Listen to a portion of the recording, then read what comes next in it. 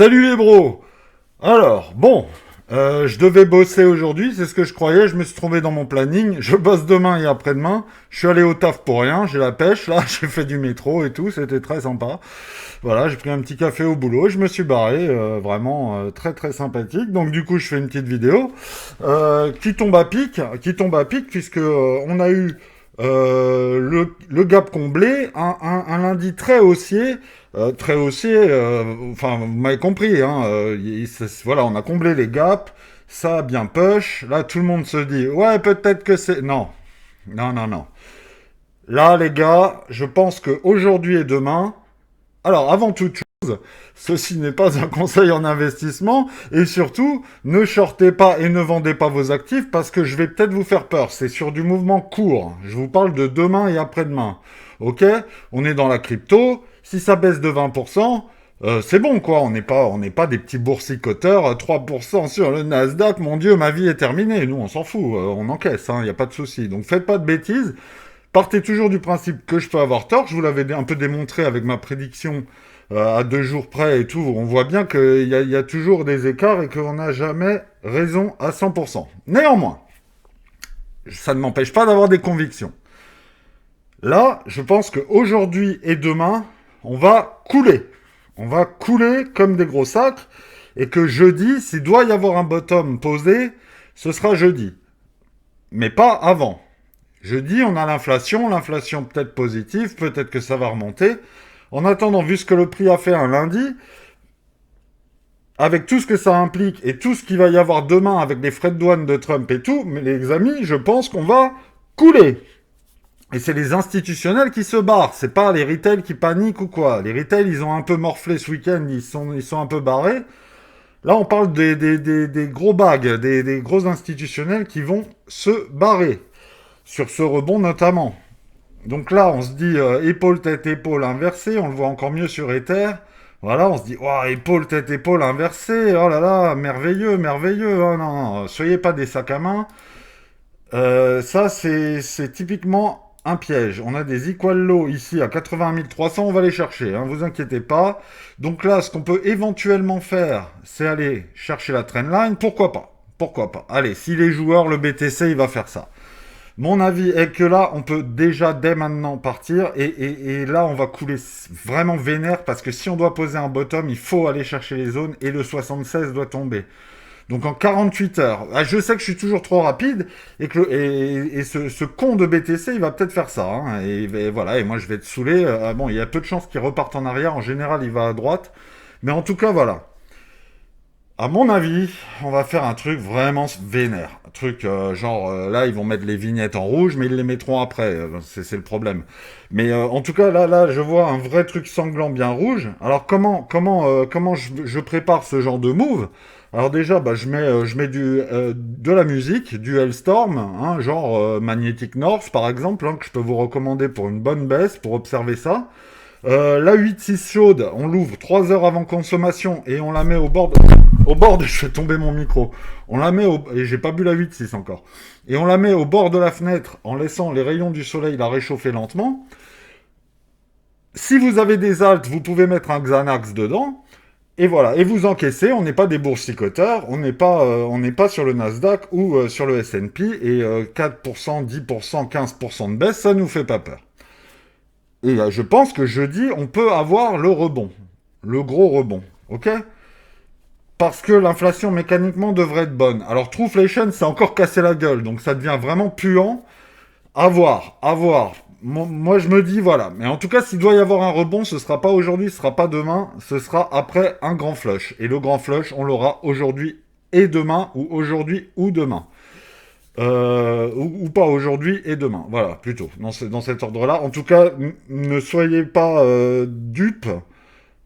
Il y a de très fortes probabilités que le marché reprenne une target. Et si je vais sur Others, c'est le même setup, hein. C'est le même setup court terme, hein. Là, je suis en 15 minutes, hein, donc voilà, hein. Mais voyez l'escalier déjà. L'escalier, quand ça monte en escalier, le bottom, bah, on va le chercher. On va chercher tous les lots. Là, on en a cherché vraiment pas mal, hein. On en a cherché vraiment pas mal. Il reste celui-là. Il reste celui-là à 209. Est-ce que on ira plus bas? Je pense, parce que si Bitcoin perd 6 ou 7 000 dollars, il y a moyen qu'on aille le chercher. Et là, on croise les doigts, on a le bottom et on peut investir. Pas tout, hein, on peut avoir une continuation baissière des enfers, surtout si ça dégénère avec les droits de douane. Et si la panique est vraiment trop trop forte et qu'on a des supports importants qui sautent, on va chercher les zones en dessous, ça peut être catastrophique. Nous verrons bien. Néanmoins, je garde à l'esprit que jeudi, on peut avoir une bonne nouvelle qui va être un prétexte à faire repartir un peu le marché, qui aura respiré, qui aura fait une bonne baisse quand même, hein. On passe de 110 000 à éventuellement 75, 72 sur Bitcoin. Les alts, on peut dire qu'ils respirent déjà, hein, c'est bon, hein. Là, ils ont le respirateur artificiel, ils ont tout, hein. Donc si on va sous 198, bon, on peut avoir un semblant de reprise. Et pourquoi pas investir à moyen terme. Alors moi, les alts, je vous ai dit, j'y touche pas parce que la macro est trop compliquée. Mais BTC, Ether, Solana, pourquoi pas, hein, pourquoi pas, hein. Si on a un Solana à 100, 102 dollars, 103 dollars sur un bottom de Bitcoin, éventuel bottom, ce sera un pari quand même, hein. Ça peut m'intéresser par contre. Et comme je vous l'ai dit, je serai transparent. Et si je bosse demain ou après-demain, mais que j'ai acheté, je vous fais un post instantanément dans le fil YouTube et vous serez au courant de mes achats, de mes prix moyens. Et voilà, je vous dirai juste pas les sommes, mais ça on s'en fout, c'est le principe, hein. Donc voilà, par contre, je vous dirai toujours, c'est pourcentage, c'est 70% de BTC, 20% d'Ether, 10% de Solana. Voilà, parce que dans un marché dangereux, on est prudent. Moi, des alts, j'en achète quand c'est vraiment le bear market infini du cul, et pas forcément tout de suite, sur des confirmations de relance, ou si vraiment, vraiment, on est sur des caves absolues, mais les alts, tu joues pas toute l'année avec les alts. Les alts, c'est vraiment des moments particuliers, puisque 80% du temps, ils baissent, 20% du temps, ils montent. Donc si 100% du temps tu joues, ben 8 fois sur 10, tu te prends des tartines dans la gueule et t'es saoulé. Et ne croyez pas que c'est un cycle particulier, ça a toujours été comme ça. Ça a toujours été comme ça. En 2021, pareil, ça a duré ce que ça a duré, et derrière, tu te prends des cacahuètes pendant 4 ans. Donc voilà, sur les alts, en tout cas, méfiance, méfiance, comme toujours. Mais après, les convictions, c'est les convictions. Il peut y avoir des alts où vous êtes vraiment engagé.